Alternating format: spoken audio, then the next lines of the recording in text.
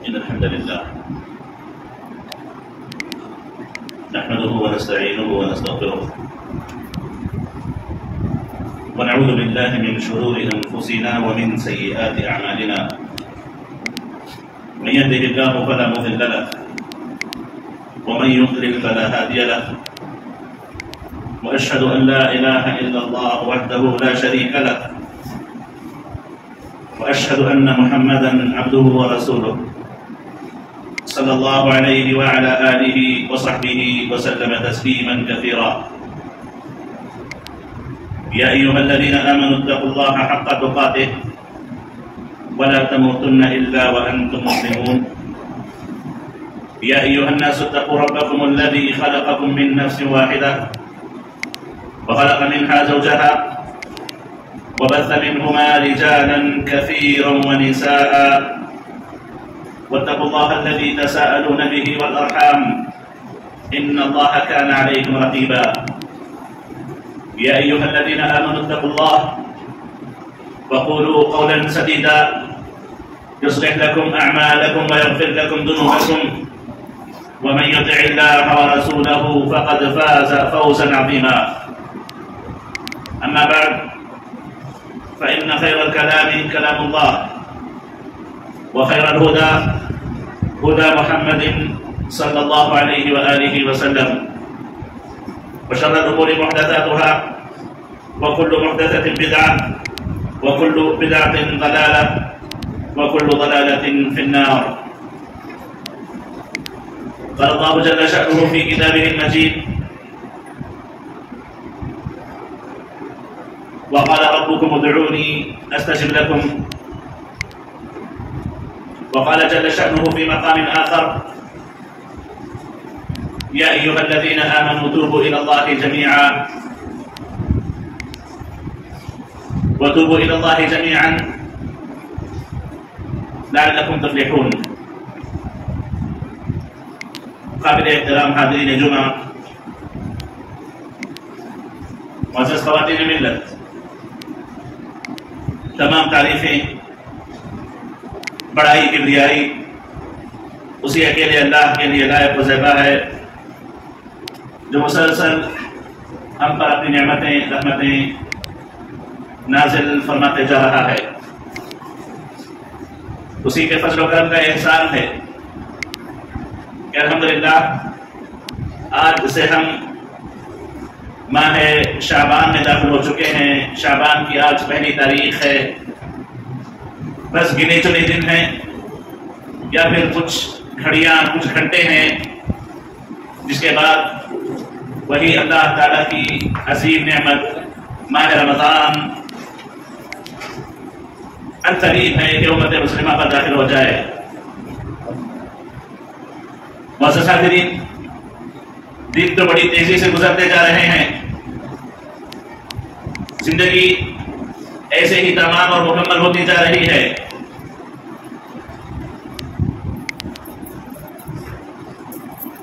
معزز حاضرین، کامیاب وہ ہے جس نے اپنی زندگی کو غنیمت سمجھا، آخرت کا توشہ اس نے تیار کر لیا.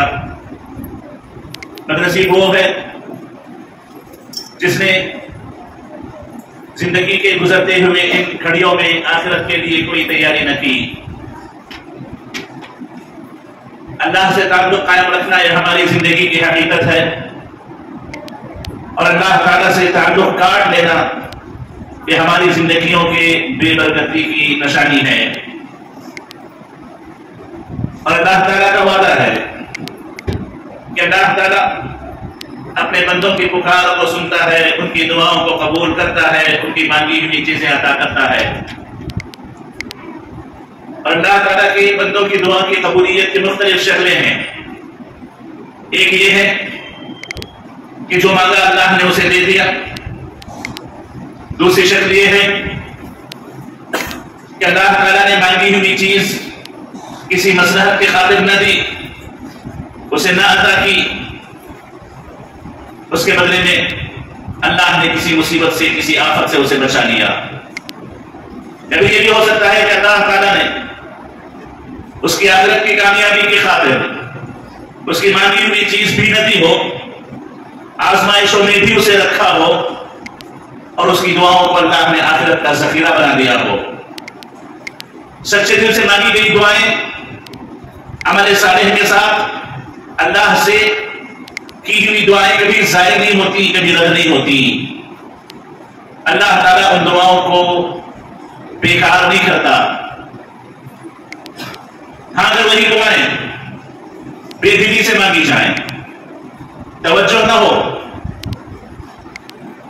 दुआएं मांगते हुए इंसान की तवज्जो, इंसान का दिल किसी और तरफ लगा हो, या दुआएं तो मांगे लेकिन गुनाहों को न छोड़ा हो, गुनाह पर गुनाह करते जा रहा हो, या दुआएं तो मांगे लेकिन गुनाह के छोड़ने का कोई इरादा ना हो। माफूज दुआएं तो अपनी जबान से वो कहता रहे, सैयदुल इस्तिग़फ़ार भी वो पढ़ता रहे, लेकिन अपने गुनाहों को उसने गुनाह कभी महसूस ही ना किया हो, गुनाहों पर कभी उसे शर्मिंदगी ही ना हुई हो, तो ऐसे हालात में दुआएं कबूल नहीं होती। अल्लाह ताला बंदों की दुआओं को रद्द कर देते हैं, दुआएं कबूल नहीं की जाती। अल्लाह ताला चाहता है कि पूरी तवज्जो के साथ आप अल्लाह से मांगे, बेतवज्जुही से मांगी हुई दुआएं कबूल नहीं होती। अल्लाह ताला चाहता है कि आप पूरे यकीन के साथ अल्लाह से दुआएं मांगे, शक करते हुए कि कबूल होंगी कि नहीं होंगी, ऐसी दुआएं अल्लाह कबूल नहीं फरमाते। और अल्लाह ताला ऐसी दुआओं को पसंद करता है जिसमें इंसान ने गुनाहों से अपने आप को बचा लिया हो, मुकम्मल तौर पर अपने आप की हिफाजत करने का पूरा पुख्ता अहद कर दिया हो। दुआएं कबूल उसी वक्त होती हैं जब ये तमाम अखलाक व आदाब दुआ के लिहाज में रखे जाएं। मुअज़्ज़ज़ हाज़िरीन, लेकिन बड़े अफसोस के साथ हम में से अक्सर ऐसे हैं कि हम तो दुआएं मांगते हैं अल्लाह ताला से, लेकिन हमारी दुआएं कबूल नहीं होती। और हमें ये भी जानना चाहिए कि दुआ दर हकीकत एक इबादत है। आप अल्लाह से मांगते हैं, अल्लाह से मांगना एक इबादत है। आप अल्लाह से कुछ तलब करते हैं, अल्लाह से तलब करना एक इबादत है। अपनी तकलीफ अल्लाह के सामने आप रखते हैं, अपनी तकलीफों को अल्लाह के सामने बयान करना एक इबादत है। मुअज़्ज़ज़ हाज़िरीन, दुआ दर हकीकत इबादत है कि बंदा अल्लाह ताला की तरफ मुतवज्जह होकर अल्लाह से कुछ मांगता है।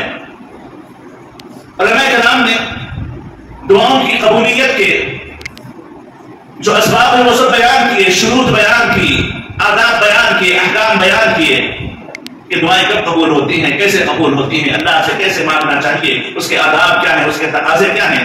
ये तफसीलात अपनी जगह पर है। वहीं पर उलमाए किराम ने इसका भी जिक्र जरूर किया है कि दुआएं बाज़ औक़ात कबूल नहीं होती। उसके असबाब क्या है, उसकी वजह क्या है, इसी पर मैं आपके सामने आज मुख्तसर बात रखूंगा। 3 वजहों का जिक्र करूंगा कि दुआएं कबूल क्यों नहीं होती हैं। सबसे पहले तो बात यह है कि दुआ करने वाले को चाहिए कि वो ये यकीन रखे कि दुआ का कबूल करना न करना अल्लाह के इख्तियार में है। अल्लाह पर यकीन जरूर रखे कि अल्लाह ताला यकीन दुआ जरूर कबूल करेगा, पूरा यकीन रखे, पूरा अकीदा रखे, लेकिन उसके बावजूद ये जानते कि इसका इख्तियार मुकम्मल अल्लाह ताला को है। जल्दबाजी न करे, मायूसी का शिकार न हो। फरमाया नबी करीम अलैहिस्सलाम ने, युस्तजब लिअहदिकुम मा लम यअजल, यक़ूल दअउत फलम युस्तजब ली। जब तक कि तुम जल्दबाजी न करो अल्लाह तुम्हारी दुआएं कबूल करता है, दुआएं कबूल करते जाता है। जब तक तुम जल्दबाजी न करे। ये कहता है कि मैंने बहुत मांगा अल्लाह से, मैंने बहुत मांगा अल्लाह से, मेरी कोई दुआ कबूल नहीं होती है। जैसा मैंने कहा कि या तो मांगा मिल जाएगा, या किसी आफत से आप महफूज हो जाएंगे, या आखिरत का सफीना बन जाएगा। कि तीनों बातें ज़हन में रखनी चाहिए और अल्लाह से उम्मीद रखनी चाहिए कि दुआओं के बाद भी न मिले तो समझो कि अल्लाह ने हमारे लिए किसी और खैर का फैसला किया होगा, अल्लाह ने हमारे लिए किसी और भले का फैसला किया होगा। ये यकीन होना चाहिए। ऐसे नहीं दअउतु फलम युस्तजब ली, मैंने इतना मांगा, मैंने ये दुआएं की, मैंने उनसे दुआओं की दरख्वास्त की, मैंने रात के औकात में दुआएं की, मैंने खुदा से खा करके दुआएं की, लेकिन मेरी कोई दुआ कबूल नहीं हुई। ये जल्दबाजी अल्लाह को पसंद नहीं है। दुआओं की कबूलियत अल्लाह का इख्तियार है, अल्लाह का इख्तियार है। अल्लाह के इख्तियार में आपको कोई इख्तियार हासिल नहीं है कि अल्लाह को ये करना चाहिए था अल्लाह ने नहीं किया, अल्लाह को वो करना चाहिए था अल्लाह ने वो नहीं किया। अल्लाह वो करता है जो बंदे के हक में भला होता है, खास तौर पर अगर ईमान वाला बंदा हो तो अल्लाह ताला उससे मोहब्बत भी करता है, उसकी दुनिया और आखिरत की कामयाबी के रास्ते भी उसके लिए मुहैया करता है। معزز حاضرین، دیکھیے یہ بڑی بدنصیبی ہوگی کہ انسان دعائیں مانگے، جلد بازی سے کام لے، دعا کے قبول نہ ہونے پر مایوس ہو جائے، اس وجہ سے دعائیں قبول نہیں ہوتی. اور ہم میں سے اکثر کا یہ حال ہے، دعائیں کرتے ہیں، جب قبول ہوتی ہوئی نہیں کرتی تو حلال و حرام کی تمیز ہمارے پاس نہیں رہ جاتی، جائز و ناجائز ہم نہیں دیکھتے. جو چیز ہمیں چاہیے ہوتی ہے وہ اگر ہمیں صحیح راستے سے نہ مل رہی ہو، غلط راستوں کو اختیار کرتے ہیں، غلط راستوں سے حاصل کرنے کی کوشش کرتے ہیں. یہ جلد بازی ہے. اللہ پر یقین رکھیں کہ اگر اس نے یہ چیز آپ کے ہاتھ میں لکھ دی ہے تو کوئی اسے روک نہیں سکتا، اور اگر وہ آپ کے ہاتھ میں نہ لکھی ہو تو کسی طریقے سے آپ حاصل نہیں کر سکتے، کیونکہ مکمل اختیار اللہ تعالیٰ کو حاصل ہے. یہ پہلی چیز. اور دوسری چیز، معزز حاضرین، بندہ دعائیں کرتا ہے، اسے چاہیے ہوتا ہے کہ اس کا کوئی کام آج ہو جائے، کہ کل ہو جائے، کہ ایک مہینے میں ہو جائے. اس کے اپنے حساب سے ایک کیلکولیشن اس کے اپنے ہوتے ہیں کہ فلاں وقت تک فلاں کام ہو جانا چاہیے. خوب مانگتا ہے، خوب کوشش کرتا ہے، لیکن اسے نہیں ملتا اور مایوس ہو جاتا ہے. اسے نہیں پتا، ہو سکتا ہے اس کی تاخیر میں اس کے لیے کوئی خیر اللہ نے چھپا رکھا ہو سکتا ہے دعا کی قبولیت کی تاخیر اس کے دنیاوی کسی فائدے کی خاطر ہو یا اخروی کسی فائدے کی خاطر ہو. عام طور پر اللہ تعالیٰ کی یہ تقدیر ہوتی ہے کہ دعا کرنے والے کی مصلحت کو، دعا کرنے والے کے فائدے کو سامنے رکھتے ہوئے اللہ تعالیٰ کبھی جلد عطا کرتا ہے، کبھی تاخیر سے عطا کرتا ہے. یہ اللہ کی مصلحت ہے، یہ اللہ تعالیٰ کا علم غیب ہے جو اللہ جانتا ہے کہ آج ملے گا تو بندہ کیا کرے گا، کل ملے گا تو بندے کے ساتھ کیا ہوگا. یقین رکھنا چاہیے کہ اللہ تعالیٰ ضرور سنے گا، تاخیر ضرور، لیکن ملے گا ضرور. یقین ہونا چاہیے اللہ تعالیٰ پر. اسے کہتے ہیں کہ دیر ہو جائے تو ہو جائے لیکن اندھیر نہیں ہوتی. دعائیں مانگنے والوں کو کچھ دیر ہو جائے تو ہو جائے لیکن کبھی اندھیرے کا شکار وہ نہیں ہوتے. تو معزز حاضرین یاد رکھیں، بعض اوقات اللہ تعالیٰ وقت پہ کوئی چیز آپ کو عطا نہ کرے تو اللہ نے اس کی تاخیر میں آپ ہی کا کوئی آخرت یا دنیا کا کوئی فائدہ رکھا ہوگا. بعض اوقات ایسے ہوتا ہے کہ انسان نے تمام کوششیں کر لی، دعائیں مانگ لی، بس ایک قدم ہے کہ وہ چیز ہو جائے، سامنے سے ہٹ جاتی، وہ چیز نصیب نہیں ہوتی. حدیث میں آتا ہے، نبی کریم علیہ السلام فرماتے ہیں کہ اللہ تعالیٰ جان بوجھ کر اس بندے اور اس کی حاجت کے درمیان کوئی آڑ بنا دیتا ہے. جان بوجھ کر اللہ تعالیٰ بندے اور اس کی حاجت کے درمیان کوئی آڑ بنا دیتا ہے، یہ سمجھانے بتانے کے لیے کہ اس میں آج تمہارے لیے کوئی خیر نہیں رکھا ہے، کوئی بھلائی نہیں رکھی ہے. بھلائی یہ ہے کہ تم اللہ پر یقین رکھو، انتظار کرو، صبر کرو، جلد بازی کے شکار نہ ہو جاؤ. اور ہر بندہ اپنی اپنی زندگی میں اگر اللہ نے اسے عقل دی ہو، سمجھ دی ہو، ذرا غور و فکر کرے تو وہ سمجھ جائے گا کہ اللہ تعالیٰ نے جب کسی دعا میں تاخیر، دعا کی قبولیت میں اللہ نے تاخیر کی ہے تو کتنا فائدہ اللہ نے اس کے لیے رکھا ہے. اگر اپنی زندگی پر غور کریں تو بہت سے واقعات میں پتا چلے گا کہ ہاں اگر وقت سے پہلے چیز مل جاتی تو ہم نقصان کا شکار ہو جاتے، یہ نقصان ہمیں ہو جاتا، پورا گھاٹا میں اٹھانا پڑتا. یہ اللہ کا کرم ہے، اللہ کا فضل ہے کہ اللہ نے اس میں کچھ تاخیر کر دی تو ہمیں فائدہ ہو گیا. یہ بھی ایک سبب ہے کہ جس کی وجہ سے اللہ تعالیٰ نے کچھ چیزیں کچھ دنوں کے بعد رکھی ہوتی ہیں. اور تیسری چیز دیکھیے، ہماری دعائیں قبول نہ ہونے کا ایک بڑا سبب یہ نافرمانیاں اور گناہ جو ہماری زندگیوں میں کثرت سے ہیں. کثرت سے گناہ یہ ہماری دعاؤں کی قبولیت میں بہت بڑی آڑ بن جاتے ہیں. عمر بن خطاب رضی اللہ عنہ نے کہا ہے، بالورع عما حرم اللہ یقبل اللہ الدعاء والتسبیح، کہ اللہ نے جو چیزیں حرام کی ہیں اس سے بچو گے تو اس کے بدلے میں اللہ تعالیٰ دعائیں بھی قبول کرے گا، عبادتیں بھی قبول کرے گا. دعاؤں کی قبولیت بھی، عبادتیں بھی حرام سے بچنے میں ہوتی ہیں. اور ہم اپنی زندگیوں پر غور کریں تو بڑے افسوس کے ساتھ میں ہوں کہ آپ ہوں، بہت سے حرام چیزوں کا ارتکاب کرتے ہیں. صبح شام ہماری زندگیوں میں حرام کافی شکلوں میں، کافی صورتوں میں، ہماری اپنی زبان میں، ہمارے اپنے معاملات میں، ہمارے اپنے گھروں میں، ہمارے اپنے بیوپار میں حرام بڑا داخل ہے. اور جب حرام داخل ہوگا تو دعائیں کہاں سے قبول ہوں گی؟ سلف صالحین کہا کرتے تھے، لا تستطيع الإجابة وقد سددت طرقها بالمعاصي، کہ تم دعاؤں کی قبولیت میں جو تاخیر ہوتی ہے اس کو تم برا مت سمجھو، بڑا مت سمجھو. تم ہی ہو جنہوں نے دعاؤں کی قبولیت کے راستے کو بند کر کے رکھا ہے. پھر مانگتے ہو اللہ تعالیٰ سے یہ چاہیے وہ چاہیے، تم نے راستے بند کیے ہیں. دعائیں تو قبولیت کے لیے یہ ہوتی ہے اللہ دعائیں قبول کرتا ہے، اللہ اپنے وعدے میں پکا ہے، وہ کہتا ہے کہ ادعونی استجب لکم، پکارو مجھے میں تمہاری پکار سنوں گا۔ روزانہ رات کے آخری تہائی حصے میں آسمان دنیا پر آ کر کے آواز لگاتا ہے، کون ہے جو مجھ سے مانگے میں اسے دوں، کون ہے جو مجھ سے مغفرت رکھے میں اس کی مغفرت کر دوں۔ روزانہ آواز لگاتا ہے، وہ اللہ کی دعائیں قبول نہیں کرے گا؟ کیا وہ اللہ معاف نہیں کرے گا؟ کیا وہ اللہ آپ کی مانگی ہوئی چیزیں عطا نہیں کرے گا؟ ہم نے راستے بند کر کے رکھے ہیں، ہم نے راستے بند کر کے رکھے ہیں، ہم ظالم ہیں، ہم نے اپنے آپ پہ ظلم کیا ہے۔ یہی سلف نے کہا وقد سددت طرقها بالمعاصی، گناہوں کے ذریعے تم نے دعاؤں کی قبولیت کا راستہ بند کر کے رکھا ہے، تو دعائیں کہاں سے قبول ہوں گی؟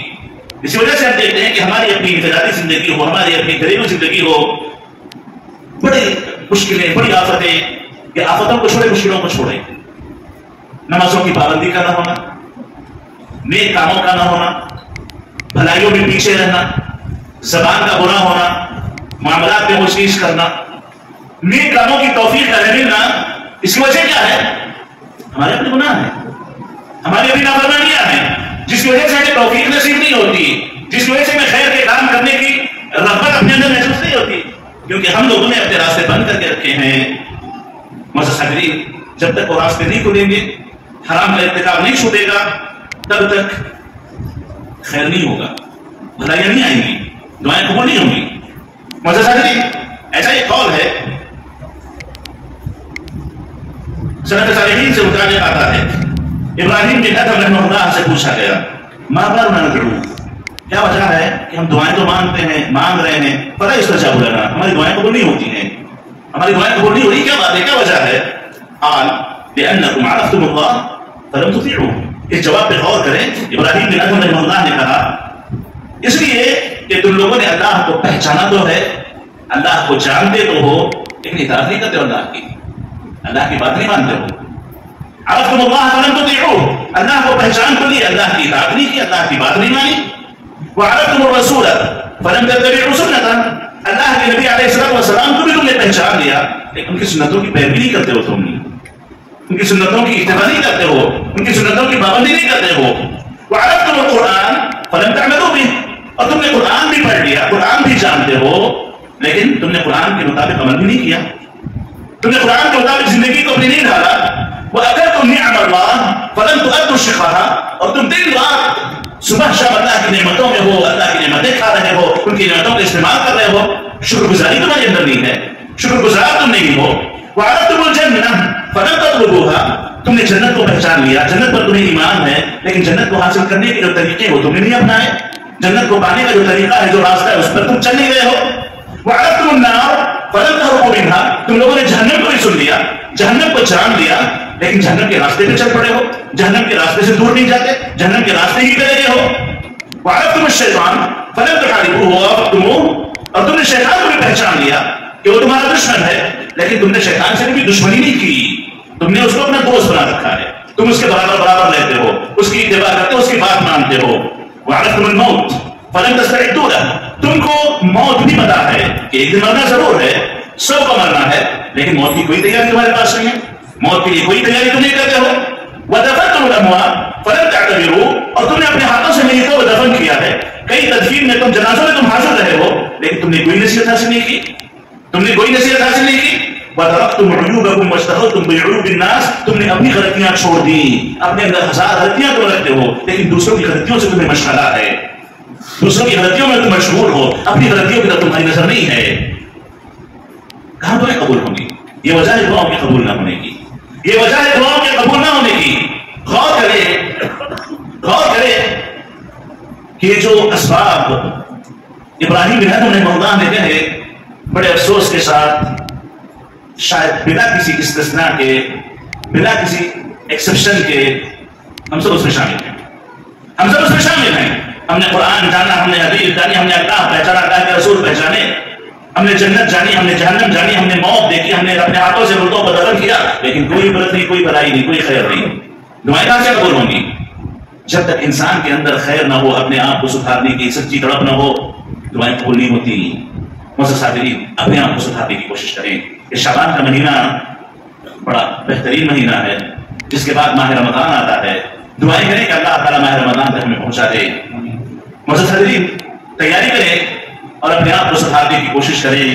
حقیقی معنوں میں توبہ کریں تو اللہ تعالیٰ توبہ ضرور قبول کرتا ہے۔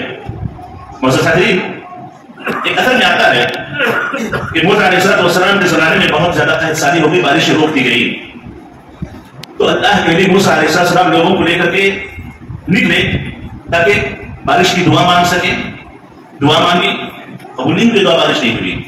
تین مرتبہ گئے لوگوں کو لے کر کے، جا کر کے دعا مانگ کے واپس لوٹے، تب بھی بارش نہیں ہوئی۔ تو اللہ تعالیٰ نے موسیٰ علیہ السلام کو یہ وحی بھیجی، انی لا استجیب لک ولا لمن معک وفیک نمام، میں نہ تمہاری دعا قبول کروں گا اے موسیٰ، نہ تمہارے ساتھ آنے والوں کی دعا قبول کروں گا، کیونکہ تمہارے اندر ایک چغل خور ہے، تمہارے درمیان ایک چغل خور ہے۔ قال موسیٰ علیہ السلام یا رب ومن حتی نخرجہ، بتا اے اللہ دعا کے تاکہ اس کو اپنے درمیان سے نکال دیں۔ تو کہتے ہیں غور کریں اس بات پر کہ ایک چغل خور کی وجہ سے نبی کے ساتھ نبی کی قوم کی دعائیں قبول نہ ہوئی، تو ہمارے اندر کون ہے؟ وہ کیا وہ امت کے لیے منحوس نہیں ہے؟ کیا ان کی وجہ سے امت کی دعائیں رکی نہیں ہیں؟ سلف صالحین ایسے معاملات میں یہ سمجھتے تھے کہ میں ہی وہ غلط انسان ہوں، اور انسان کو اپنے تعلق سے سوچنا چاہیے بجائے اس کے اس کے تعلق سے سوچیں۔ سلف صالحین کے مختلف اقوال ہیں جو یہ کہتے ہیں کہ عرفہ میں ٹھہر کر کے جہاں پر دعائیں اللہ قبول کرتا ہے، حج کے موقع پر عرفہ کے میدان میں جہاں اللہ دعائیں قبول کرتا ہے، سلف صالحین میں سے ایک قول ہے، وہ کہتے ہیں کہ شاید میں بچا رہوں گا جس کی وجہ سے عرفہ والوں کی دعائیں ہو سکتا قبول نہ ہوں۔ اگر اللہ عرفہ والوں کی دعائیں قبول نہ کرے تو میں ہی اس کا سبب رہوں گا، کیونکہ میں گنہگار ہوں۔ نیک انسان، اللہ والے انسان اپنے تعلق سے یہ سوچتے، تو بجائے اس کے کہ ہم کسی اور کے تعلق سے سوچیں، اپنے گناہوں کو دیکھیں، اپنی غلطیوں کو دیکھیں، اپنے آپ کی اصلاح کی کوشش کریں، تو اللہ تعالیٰ دعاؤں کو قبول کرے گا۔ اور اللہ کی دعا کی قبولیت کا میں نے 2 مرتبہ ذکر کر دیا، تیسری مرتبہ بیان کر دوں کہ جو آپ نے مانگا ہے اس کے قبول ہونے کی 3 شکلیں ہیں۔ جو مانگا ہے وہ مل جائے گا، یعنی وہ نہیں ملے گا، اس کے بدلے میں اللہ تعالیٰ آپ پر آنے والی کوئی آفت ہٹا دے گا، کوئی مصیبت ہٹا دے گا۔ اور اگر دعا کے باوجود بھی چیز نہ ملے، آفتوں پر آفتیں ہوں، تو یقین رکھو کہ اللہ تعالیٰ انشاءاللہ اس کو ذخیرہ بنا ہے آخرت کا، آخرت میں وہ دعائیں آپ کے کام آئیں گی۔ شرط یہ ہے کہ آپ اپنی دعا میں سچے ہوں، اپنے عمل میں پکے ہوں، اپنے آپ کو شریعت کے مطابق زندگی گزارنے والے بنا کے رکھے ہوں۔ اللہ تعالیٰ سے دعا ہے کہ اللہ تعالیٰ ہمیں اپنے گناہوں سے توبہ کر کے اپنے آپ کی اصلاح کرنے کی توفیق نصیب فرمائے۔ آمین۔ اقول قولی ھذا واستغفر اللہ لی ولکم من کل ذنب فاستغفروہ انہ هو الغفور الرحیم۔